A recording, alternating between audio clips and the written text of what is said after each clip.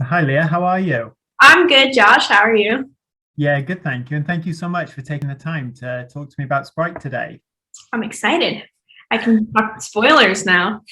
I know I'm particularly excited to get into spoilers, but before we do, I actually wanted to talk to you about one of your earliest scenes in the film in the bar when Sprite is portraying herself as an adult. And obviously, she's talking to a guy in the bar like any adult woman would. But then he sees through her illusion, and obviously, she makes a quick exit. So I was curious, what sort of psychological effect do you think those little moments in Sprite's life have had on her over the years that bring her to where we find her in this film? Yeah, I think those little moments were like very important to understand the character in the film and just like how much that really affects her decisions in the future, and during throughout the movie, is of those little things happening to her throughout her life, I think break her down more and more. And it's just really devastating. I can't think of a better word. Yeah, I think that's a good word for it. But of course, you put an Instagram post up a little while ago with you, Richard Madden, and Harry Styles, and it sent the internet into a bit of a frenzy, I think. Yes, yeah. Especially as I think Harry Styles' fans were wondering where was this other scene with him in the film. But I was Yeah. you can maybe say about that scene and obviously what it was like to get to work with him for that one part of the film. Yeah. So it actually worked out really well for me. I didn't end up having a scene with him at all. But the first version of the script, we shot a different ending, and it was a sort of parallel to the first scene of the movie. And so we shot it on the same day, basically. And we were just kind of, switching out actors and stuff because it was all the same camera shot. So it was easier to just do it all in one day. So we were all on the same sound stage, all 10 of us and Harry, and we were just going back and forth and like switching out our characters and stuff. Oh my gosh, like I was such a fangirl. I was freaking out. I couldn't tell anyone for the longest time. Like I wanted to tell all my friends. He actually invited us all to a sort of private concert in London. And oh my gosh, that was like the coolest experience ever. He's really such a sweetheart. It was really fun to get to know him. Oh, that's awesome. And talking of deleted scenes, I did notice in the teaser trailer, there's a scene with, I think, what seems to be a drunk Sprite singing karaoke on Kingo's plane. So I've got to ask you about that scene, what that was like to film and what did it really consist of? I did have to sing karaoke for that. Um, that was like the funniest day ever because I just had to like I'm not a great singer. I don't think I'm a great singer, and I had to sing in front of Angelina Jolie. Um, Barry Kumail was there. It was super embarrassing. I remember I did a take, and Chloe came up to me and she was like, "Leah, are you trying to sing bad?" And I was like, I wasn't trying to sing bad, but I was like, yeah, I was. Let me do it again. But it was so embarrassing, and everyone was just dying. And afterwards, I was like, that was just the most humiliating moment of my life. Oh, awesome. And of course, a big part of Sprite's story in this film is this unrequited love that she has for Ikaris. And that really informs what she does later on. But how closely did you work with Chloe and Richard to make sure that when that moment does come and we learn about her feelings for Ikaris, that it really worked for your character?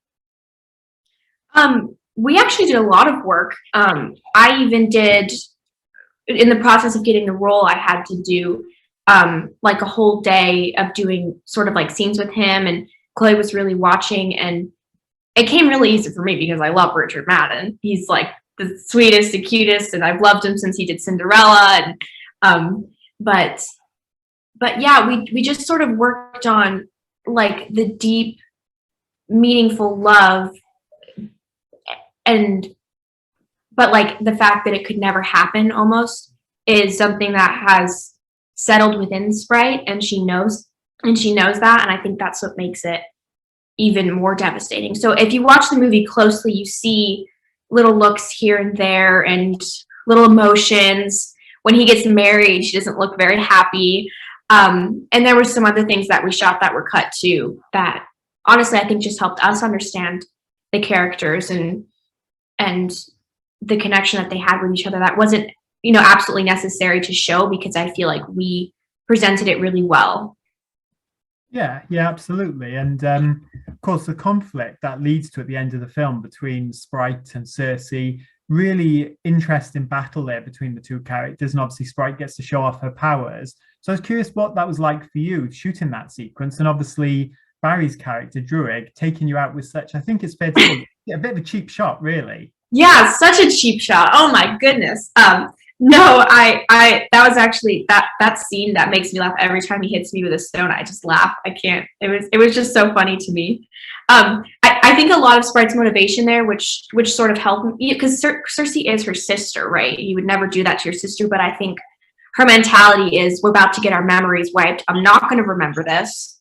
And she almost is desperate to have her memories wiped. She's desperate to not remember. She doesn't want to remember. She doesn't want to remember, the pain and the heartache that she feels for Ikaris, that she's so desperate to have her memory wiped.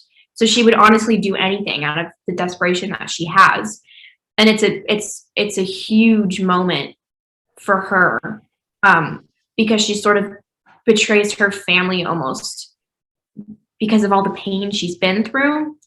And it's not really personal. It's a lot just about Sprite. But that was a really, like, one of my favorite scenes to shoot. I think I felt that emotion so much, and it was shot toward the end of the movie, so it was a big build up for me as my character throughout the movie. And I don't know, but it was a really good scene.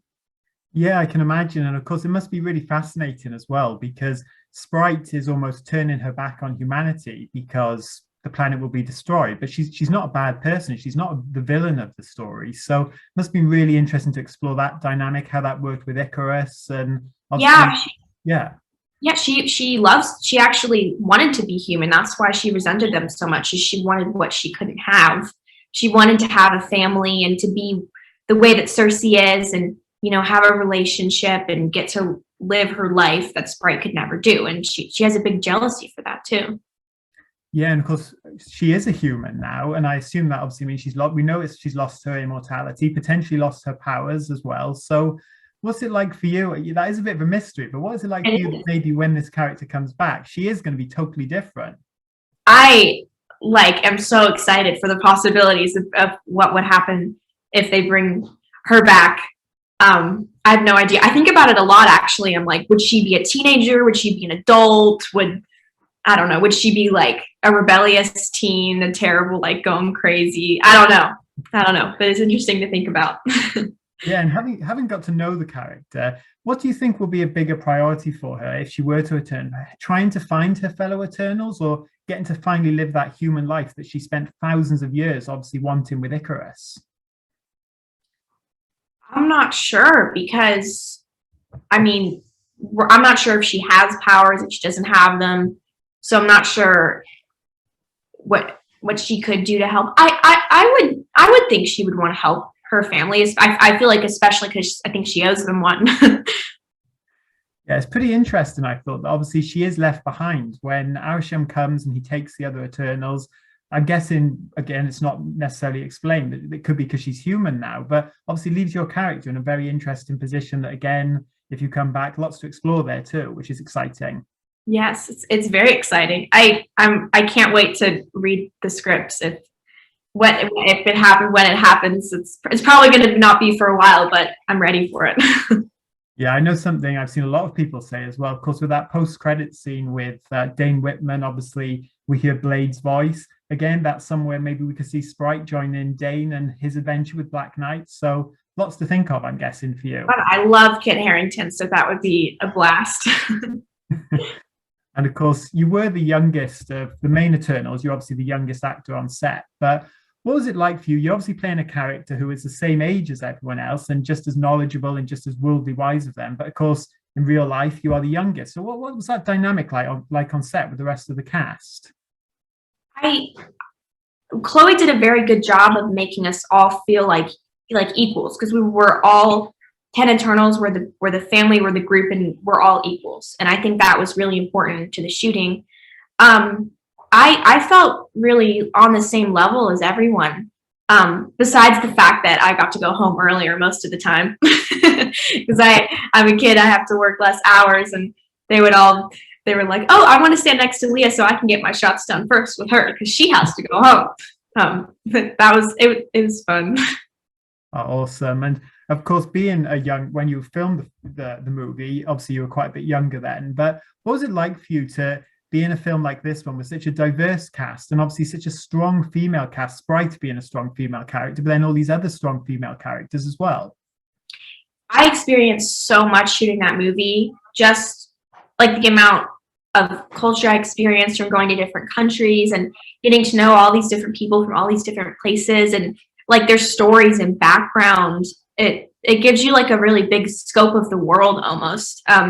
It was really special to get to work with some of those actors. I learned more than I have ever on that set, let me tell you. And I mean, they're all so like freaking talented too. It was really intimidating for me, but it was also like a really special learning experience from every single one of them.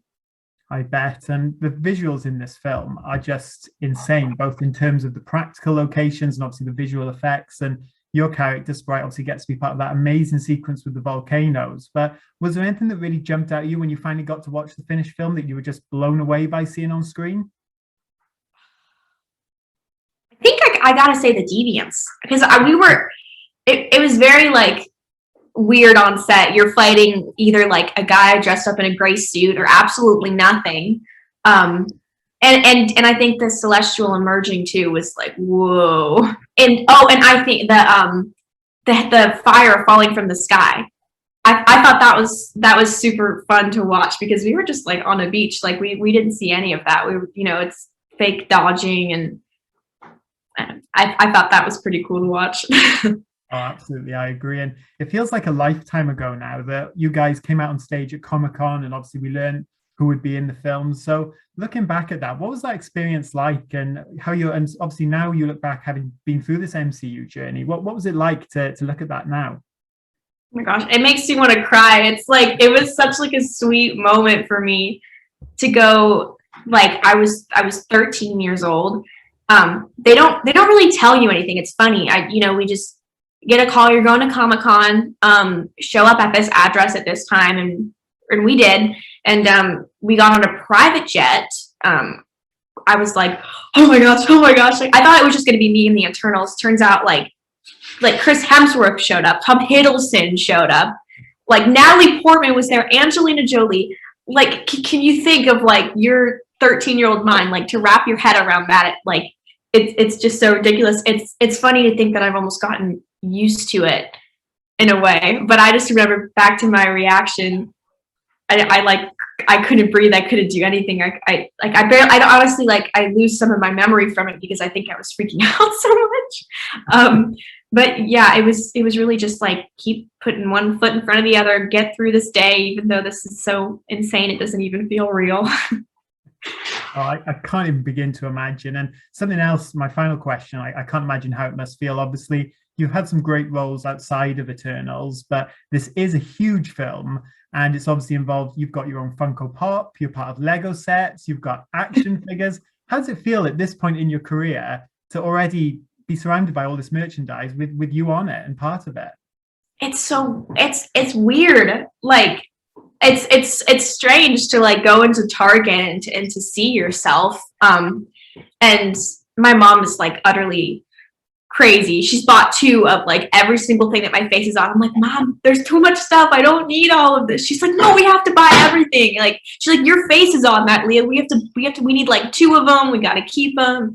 It's really funny. We went to McDonald's and we asked for 30 Happy Meal toys without the food, just the toy in the box, because she wanted to just have a bunch. It's ridiculous. Oh, amazing. Well, Lia, you are awesome in the film, and it's been such a pleasure to speak to you, and very excited to hopefully see Sprite again soon and see where her story goes next. Me too. Thank you so much. It was nice talking to you. You too. Have a great day. Thanks, Lia. Of course.